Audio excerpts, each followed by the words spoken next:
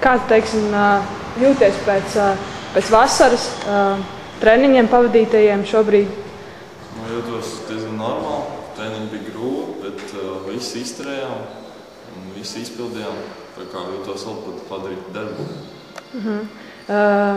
Es zinu arī to, ka tu esi iestājies arī augstskolā.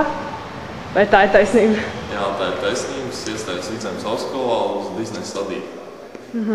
Un arī esi ticis budžeta grupā? Tas gan es esmu ļoti laimīgs par to. Domāju, ka netikšu, bet tomēr tik.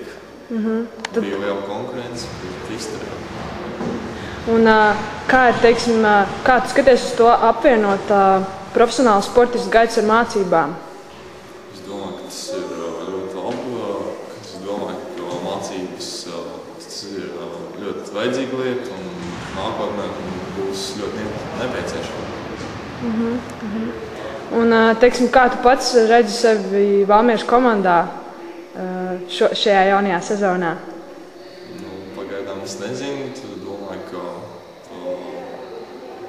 ja man trenēs vēl spēlēt, tad es darīšu visu, ko es varēšu. Centīšos, izpildīšu visus norādījumus. Tad jau redzēsim. Un kā tu, teiksim, raksturotu vispār komandu šobrīd, jo ir saglabājies bez mazai viss pagājušā sezonas sastāvs un cik tas lielā mērā palīdz komandai kā tādai? Skatoties no pagājušas sezonas, mēs diezgan ļoti labi saspēlējušies. Es domāju, ka tas mums palīdzēs vēl vairāk un centīsimies darīt visu, ko varēsim. Tās Viktor, kāds tev ir kājas izmērs? Visi man jautā. Kājas izmērs man ir 51,5, diezgan liels. Pats esmu liels, tāpēc arī tāds ir. Vai ir problēmas, teiksim, ar apavu iegādi Latvijā, vai tādas var iegādāties?